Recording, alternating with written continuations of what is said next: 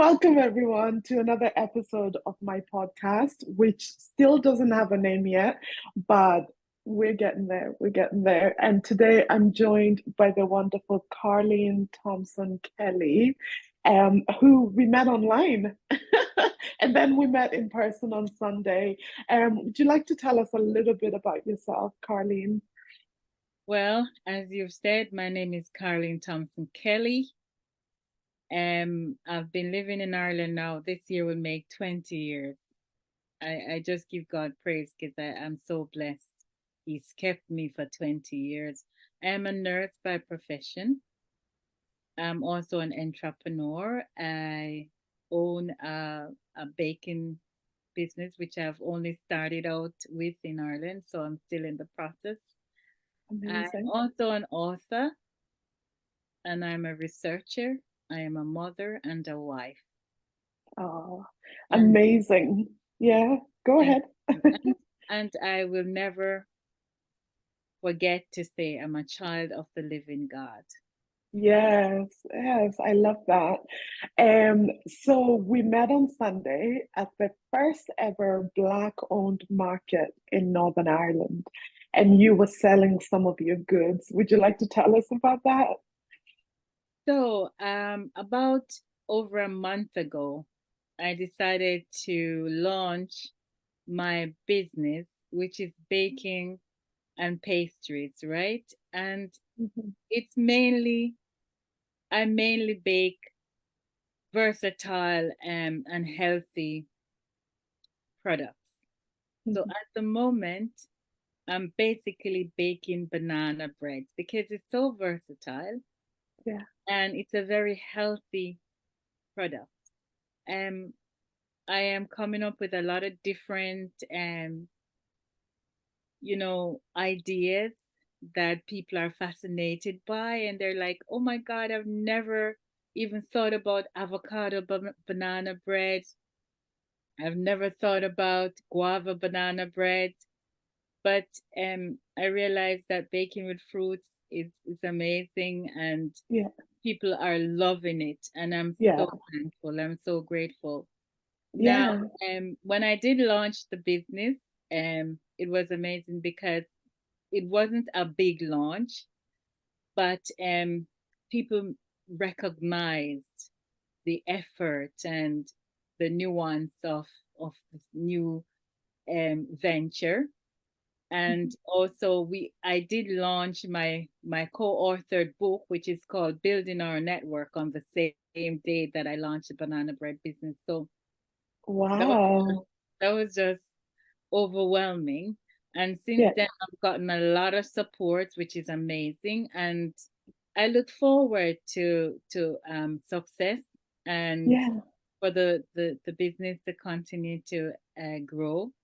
yeah, And as I've said in so many times that it's all about God, that God is first and foremost, and that if it wasn't for Him and His grace and His mercy, I wouldn't have even gotten to this point. So, yeah. yeah, amazing. Well, congratulations. Thank Would you you. like to tell us a little bit about what your book is about?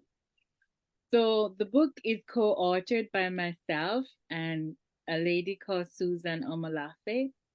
Mhm, And it's about building our network. So, as Black women, mhm. especially in Europe and in Ireland, we are down the chain. We know that we're down the chain. Yeah, Moment you're born female, you know you're down the chain. But when you're a Black woman, you're down the chain. But down the chain, there's a lot of things going on. And one of them is networking. So people can network with you if they're in IT, if they're in hospitality, if they're in healthcare, you name it. mhm. So the book focuses on how you can network. It doesn't matter if you're even if the color of your skin. Any woman out there can network, and it tells you how you can go about it, what are some of the benefits, Yeah. and how you can look at it in a positive way, knowing that when you do network, you're not only supporting yourself, but you're also helping others. For example, if you are a healthcare professional like myself, and you can network to help others who are in need of your expertise, that's a great way to network. And then vice versa.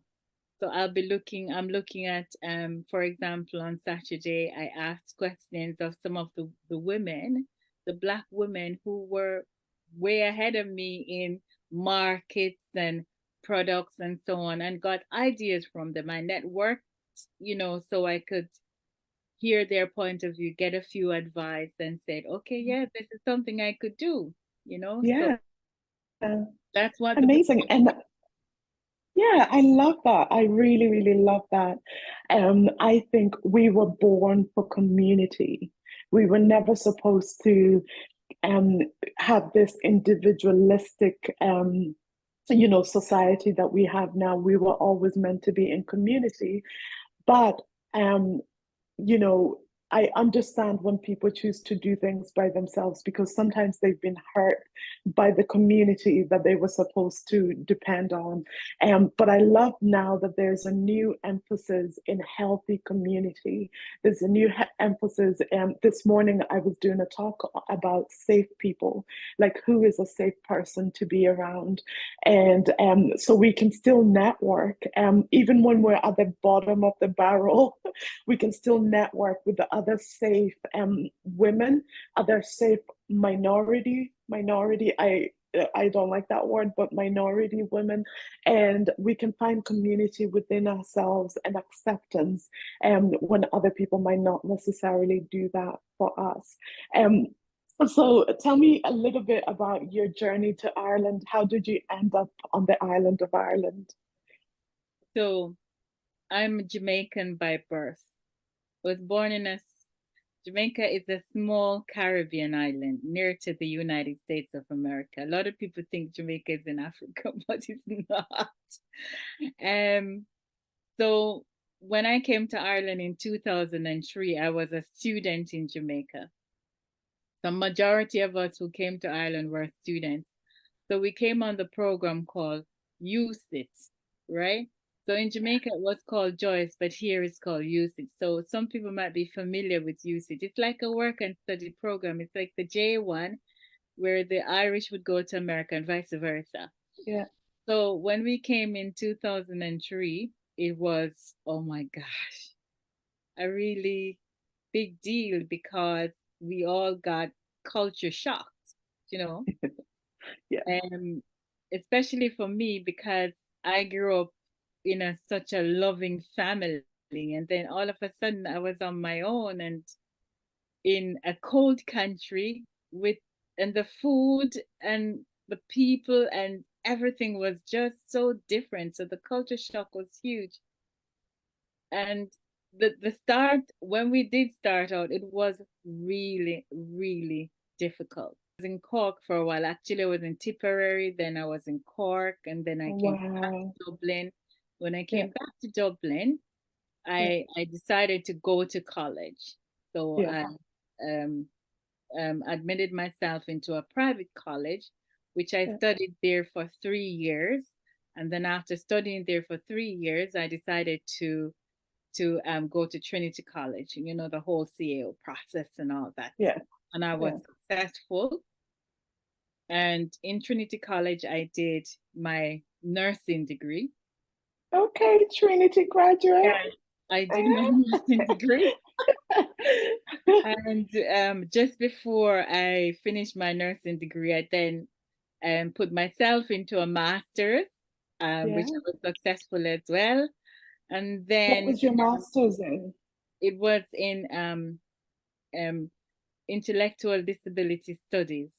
Yeah, And after I finished that, I was offered a permanent job as a nurse. And then I started working, as a nurse. yeah, And then my career just went off on its own.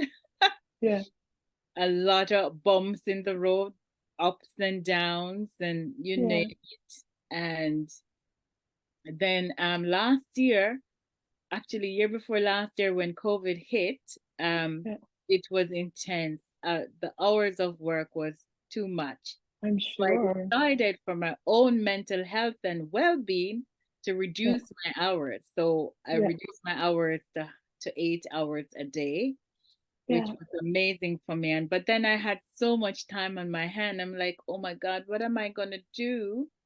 Then I yeah, remember I had a dream, and my mom yeah, was in the dream. God rest her soul. She was yeah, in the dream, and she was talking about college, and I said, yeah, "Wow, okay, let me see." So I yeah. applied for another master's in Trinity College. I was successful. I only completed it this year, graduated this year, and, Okay. and that was in healthcare management.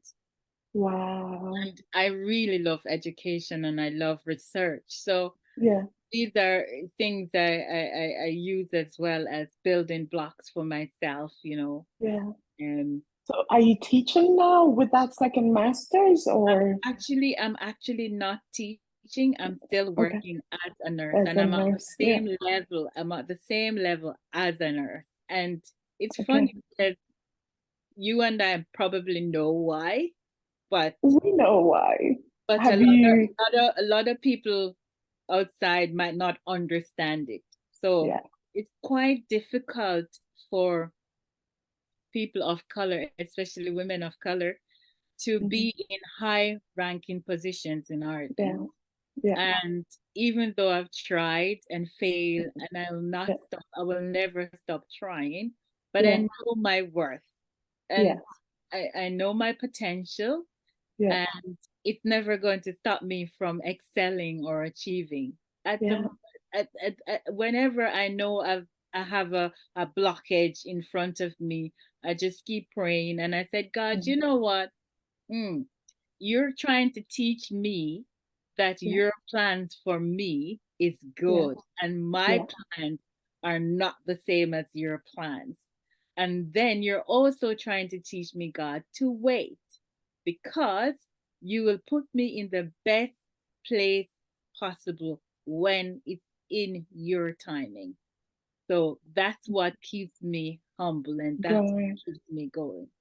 Yeah. Yeah, and I hear you, and I hear that, and I get God's will, right? So I've been kind of grappling with this. I'm sure you know a bit of my story, and sometimes it's hard to kind of be like, and I'm a firm believer in God or leading, right? And also we cannot help but see the injustice in the world. Do you know what I mean? Yeah. So even though we can hold on to the fact that God's plans are the best, we can also see the injustice that is there. Because I had another friend who um, is a nurse manager, and she did manage to get a nurse manager job in Dublin as well. And she had a horrific time. The person on top of her kept just completely bullying her because she's so young, and so she's young, she's a woman of color, and gave her life, like, just made her life miserable. So she's gone on now to do something else, and but it's a pity that even when you do make it to that point, like, I think sometimes we have to be careful, like, to understand, yes, God's will, and nothing can what's the word? Nothing can pass us that God has for us. And yet there are injustices. Do you know what I mean? Like, it's trying to hold the two in place, Yeah. to be like, you have finished a master's, you have two masters, you're a double Yeah. master's Yeah. graduate, Yeah. and your undergraduate degree is also from Trinity College. You've been a nurse for the last God knows how long, over 13 10 years. years. Yeah. 13. And yet you keep trying, and the system is failing you because the system is not made for you as a woman of color. And you know, and I get it. One day God will bring you where God needs you to be, and yet there is injustice. My research that I complete with that I completed my recent master's with Mhm. looked at racial discrimination and the impact of it on healthcare professionals in Ireland, ethnic Yeah. minority healthcare professionals in Ireland, and Yeah. how it impacts their health and their well-being. Now, people might ask me, oh, Carline, how did you even come up with that topic? So, first of all, that topic came about when George Floyd um, was in the news, and I think people were ready to listen to our plea then, were ready to listen to our plight as Black people, because I think the majority of the population that's predominantly white do not get the fact that this just doesn't happen to us sometimes. It doesn't happen to us once in a while. It's an everyday. So can you imagine taking on that racial trauma and it's happening every single day? It must affect our mental health and well-being. And so for years I've suffered and didn't realize that I was suffering because nobody would talk about it. Yeah. So I ventured into this research, Maureen, just to highlight some of the injustices of racism in Ireland. And not only that, but to also highlight that it is happening and it doesn't matter how high of a professional you are. People are still going to treat you indifferently. People Yeah. are still going to bully you. You're going to face unconscious bias, you Yeah. name it. But Girl, it's also sorry, important. just to interrupt for a second, just look at Meghan Markle. So Exactly. when yeah, sorry, go on. Exactly, Yeah, exactly. She became a princess, and yeah, even her, she yeah, could not escape the sword of racism. And yeah. it's funny because I went into this with such pain, right? And I came out of it with such Heal, healing healing. Yeah, because I no longer felt like I was on my own. And I yeah, got people talking. People were yeah, willing to talk to me. Some of these yeah, big nurses and big doctors in Ireland yeah, were able to express to me what they've been through and what they're still going through and how they look at it. And, finding a safe space, especially finding a safe space in a hospital environment, in a healthcare environment, to mhm, speak to somebody. If it's even mhm, one person, it's so difficult, you yeah, know? So I've learned a lot and I mhm, realized that it's a journey. yeah. We go through it even though a lot of Black people are in Mhm. denial. We This is go through it. it. We've been going through it. Yeah, And I don't know how long more we're gonna have to go through it, but yeah, racism is just yeah, it's just a sad, it's just a yeah. sad thing. Yeah, Not it's heartbreaking. It's inhumane. Racism is inhumane.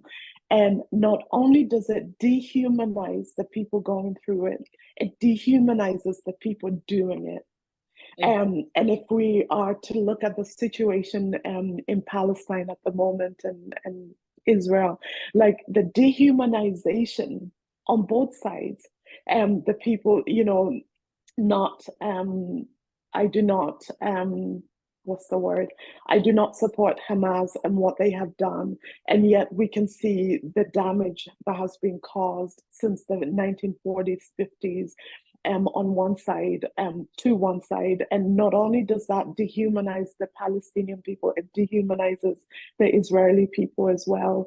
And I was also going to say, I love that your research after you did it, you came out with so much healing. There's something happens when we speak. When we speak to other people, when we even acknowledge the stuff that we've gone through, even writing stuff down brings so much healing for us. Um, as human beings, because I think what it does is it kind of releases some of the darkness and allows the light to shine in the places that hadn't seen any sunshine for so long. And then another thing that you said is that seeing that you were not alone. And I think that's what George Floyd did for all of us. It wasn't God's will, it wasn't his will for that to happen. And yet, the good that has come out of that is like I'm not going to say every, most Black people in this world are like, oh my goodness. And that's when I started speaking up louder when I saw that Yeah. happen to this man, because I realized that the knee on the neck was not just on George Floyd, it was on all of us, and it has been on all of us metaphorically for so long. And yeah, there's so much power in speaking. And it's funny because I speak out about so many things. And a lot of the criticism that I get is, why do you need to speak about it? Just move on, just leave, and I'm just like, because speaking brings healing for me Sure. and for the people that are coming up after me, the people ahead of me who felt like they could never challenge systemic racism. It brings healing for all of us. And so I want to ask you, what were some of the findings that you found? What was the aim? I guess it was to find out how it impacts their mental health. And so what did you find? Well, the findings Just vaguely. the findings were amazing Yeah. because it's the findings was was so fascinating to me because as a Black person who've experienced racism, I couldn't put myself into it because there would be an evidence of bias. So I had to take myself out of it. So I couldn't give any examples of what I've been through myself in comparison to what other people have been through. But Mhm. it spoke about people's attitudes, Mhm. attitudes towards people from a ethnic background, Mhm. no matter how highly qualified they were, Mhm. they still saw them as not intelligent enough. Mhm. The findings show people um, couldn't find a safe space to talk about racism or to talk about Mhm. the injustices that they've experienced in the healthcare system in Ireland. Mhm. It showed up mental health issues and even aspect around in most of the healthcare organization, especially the ones that are run by the HSC. It Mhm. showed that the EAP that they have to support staff, What's the um, EAP? it's like gosh, I can't remember, but it's like therapy. It's like a Okay. therapeutic. Yeah. I think, did I get it right? I hope I got it right.